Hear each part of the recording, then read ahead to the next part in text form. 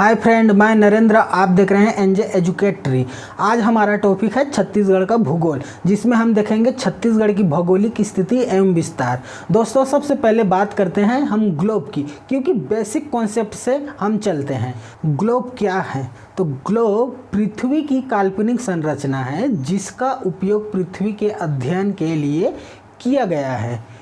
इस पर दो प्रकार की रेखाएं खींची जाती हैं, जिन्हें हम अक्षांश और देशांतर के नाम से जानते हैं, लैटिट्यूड एंड लॉन्गिट्यूड। तो यहाँ पे हम अक्षांश और देशांतर को समझने की कोशिश करते हैं। तो पहले हम समझते हैं अक्षांश के बारे में, जिसे हम लैटिट्यूड कहते हैं। ठीक, अक्षांश रेखा के बारे में देखते हैं। हम ग्लोब के बारे में देखते हैं। ठीक दोस्तों, ये आपका हो गया नॉर्थ साउथ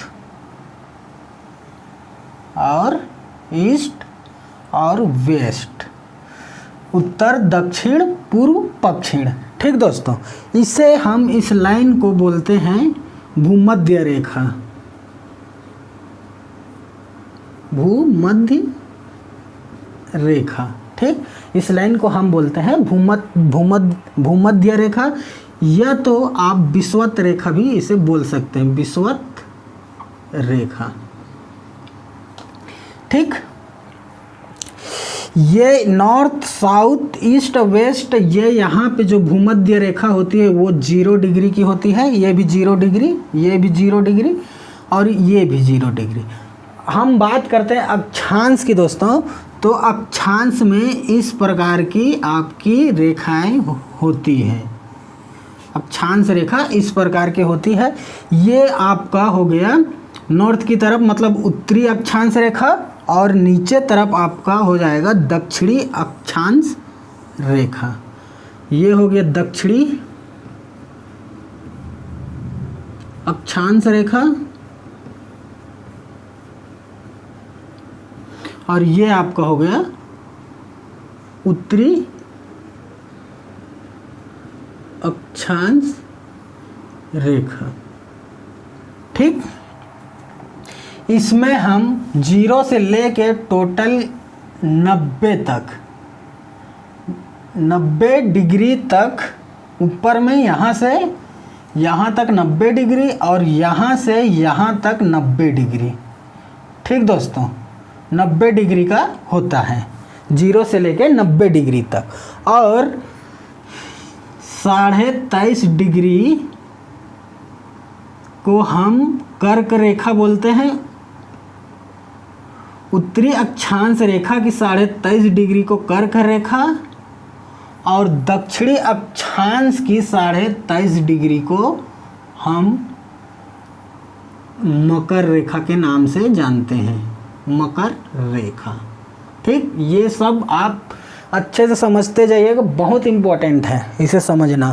ठीक, बहुत इम्पोर्टेंट है और क्वेश्चन में पूछा भी जाता है। ठीक, उत्तरी अक्षांश रेखा की 23.5 डिग्री को कर्क रेखा, दक्षिण अक्षांश रेखा की 23.5 डिग्री को आपका मकर रेखा के नाम से जानते हैं। ये हो गई। अब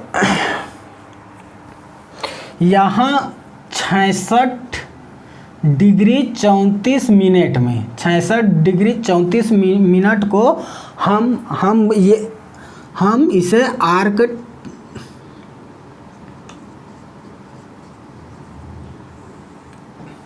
आर्कटिक सर्कल या तो आर्कटिक रेखा के नाम से जानते हैं।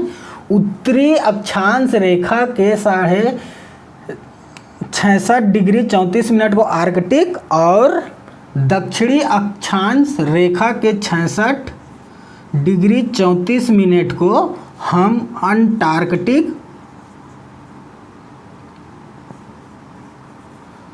अंटार्कटिक सर्कल या तो रेखा के नाम से जानते हैं। ठीक, ये हो गई।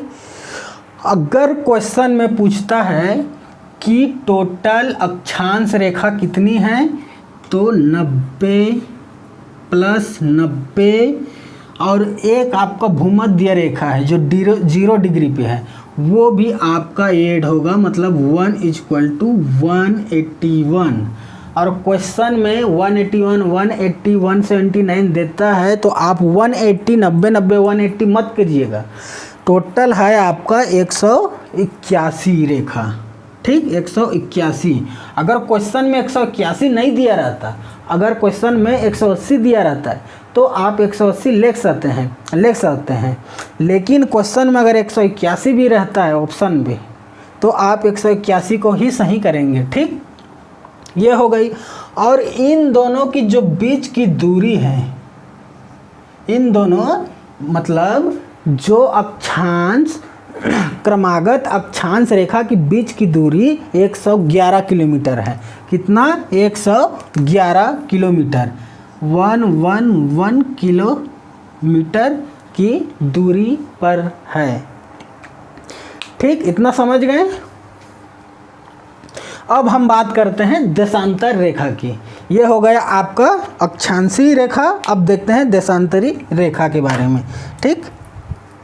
इसे आप लोग नोट कर लीजिएगा।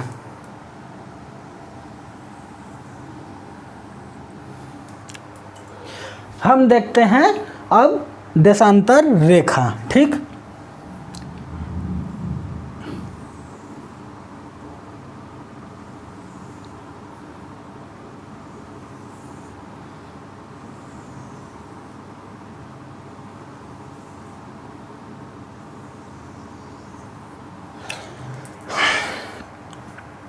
ये हो गया आपका नॉर्थ पोल, ये हो गया आपका साउथ पोल, ठीक।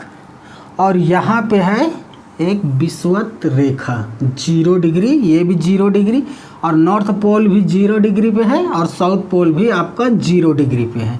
इतना कॉन्सेप्ट आप लोग समझ के रखिएगा। इसमें क्या है कि ये आपका पूर्व और ये आपका हो गया पश्चिम।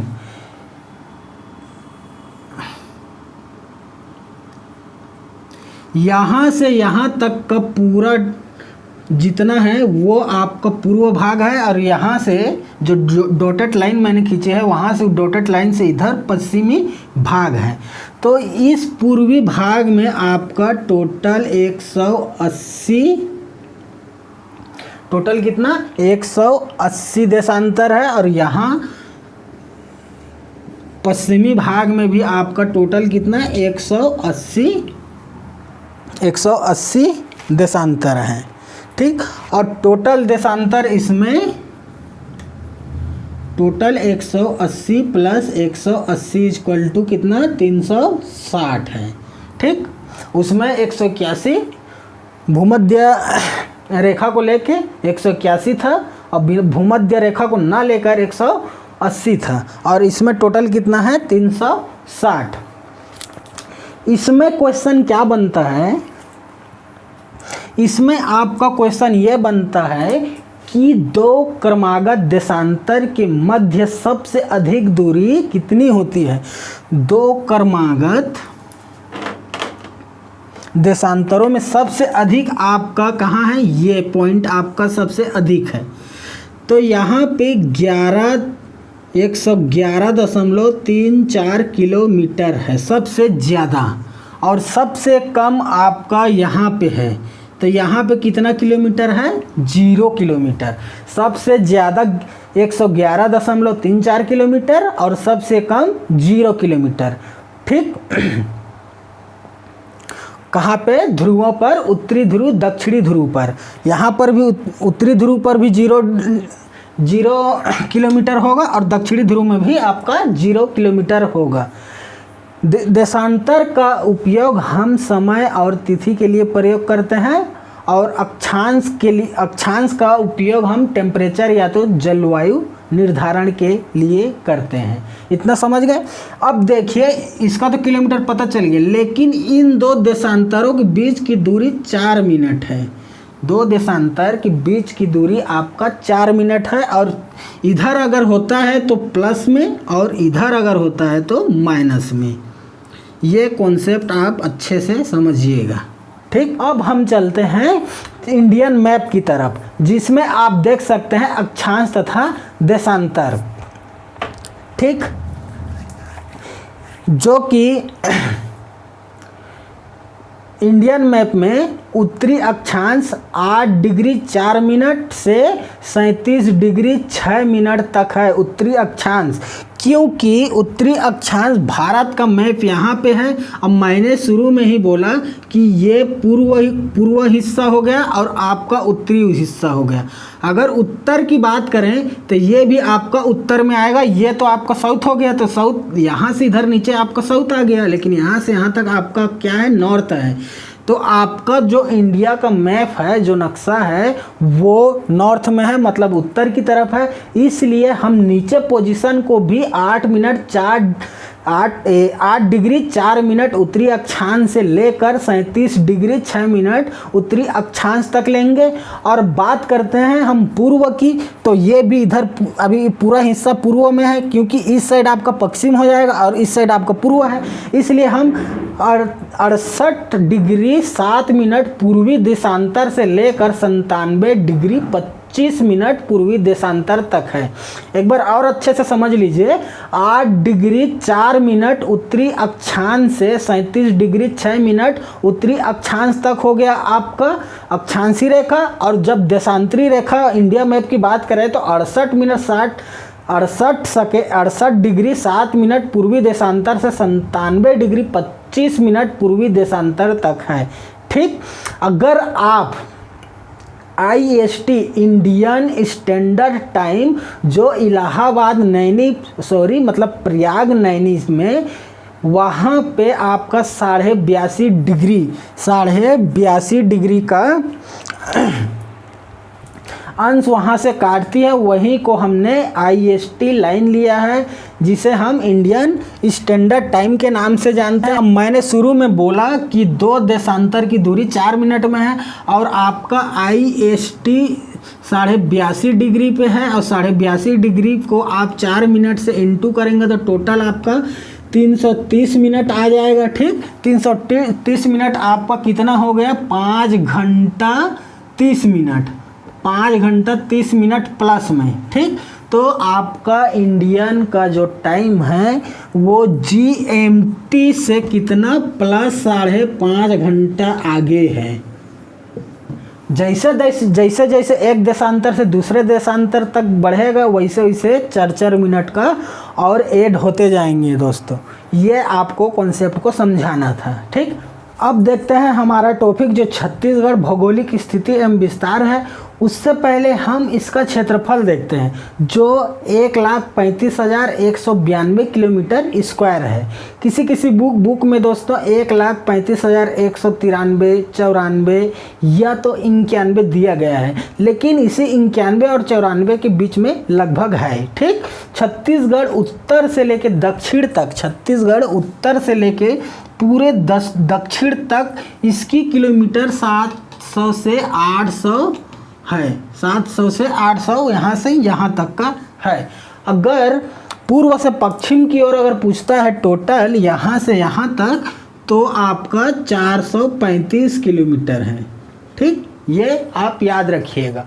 उत्तर से दक्षिण 700 से 800 किलोमीटर, और पूर्व से पश्चिम कितना, 435 किलोमीटर। दोस्तों, अभी तक हमने अक्षांश और देशांतर के बारे में पढ़ा, तो हम छत्तीसगढ़ के अक्षांश और देशांतर को भी देख लेते हैं, कितने डिग्री पर इसे भौगोलिक सीमा रेखा को काटती है। ठीक, तो हम सबसे पहले देखते हैं छत्तीसगढ़ के उत्तरी कितना, 17 डिग्री 46 मिनट उत्तरी अक्षांश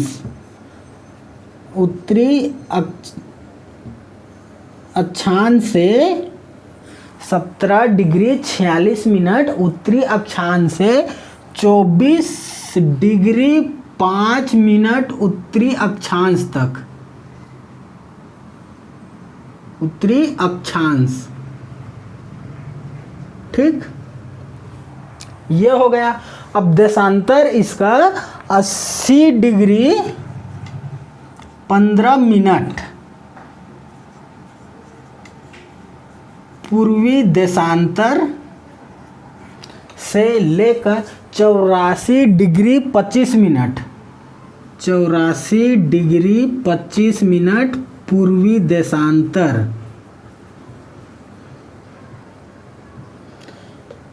ठीक दोस्तों,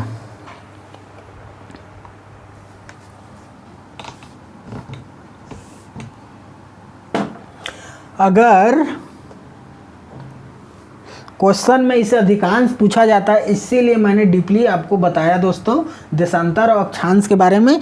अगर क्वेश्चन में पूछता है तो 17 डिग्री 46 मिनट उत्तरी अक्षांश से 24 डिग्री 5 मिनट उत्तरी अक्षांश तक, और इसका जो देशांतर पूछता है तो 80 डिग्री 15 मिनट से लेकर 84 डिग्री 25 मिनट पूर्वी देशांतर तक है। हम देखते हैं कर्क रेखा के बारे में। कर्क रेखा जो 23.5 डिग्री काटती है वो कोरिया,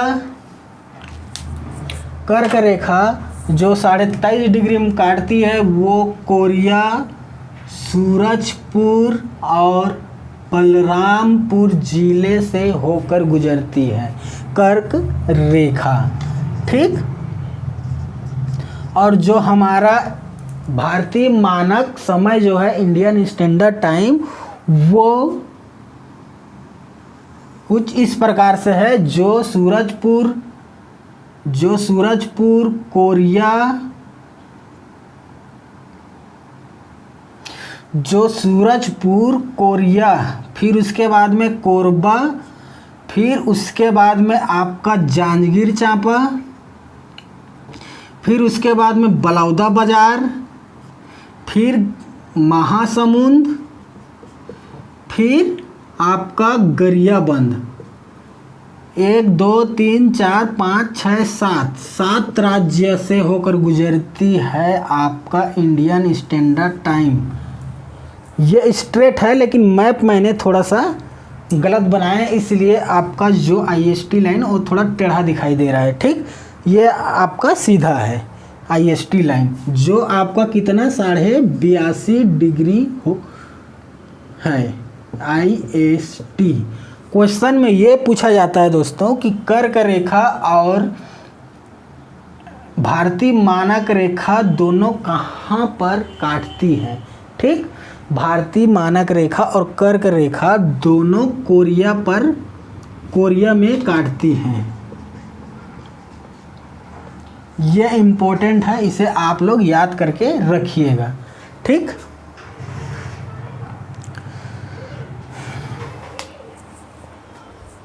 भारतीय मानक रेखा जो छत्तीसगढ़ के 7 जिले क्रमशः कोरिया, सूरजपुर, कोरबा, जांजगीर चांपा, बलौदा बाजार, महासमुंद और गरियाबंद से होकर गुजरती है, और कर्क रेखा आपका कोरिया, सूरजपुर, बलरामपुर से होकर गुजरती है। ठीक, के बलाम की पहाड़ी में काटती है। कोरिया के बलाम के पहाड़ी पर कर्क रेखा और भारतीय मानक रेखा दोनों एक दूसरे को काटती है। ठीक दोस्तों, अगर वीडियो अच्छा लगा तो आप लोग लाइक, सब्सक्राइब, शेयर ज़रूर करिए। मैं छत्तीसगढ़ का नया सीरीज स्टार्ट करने वाला हूं दोस्तों। ठीक, अगले क्लास में हम लोग भौगोलिक सीमा रेखा के बारे में हम लोग डिस्कस करेंगे और पढ़ेंगे दोस्तों। आज का क्लास यहीं पे समाप्त होता है। धन्यवाद।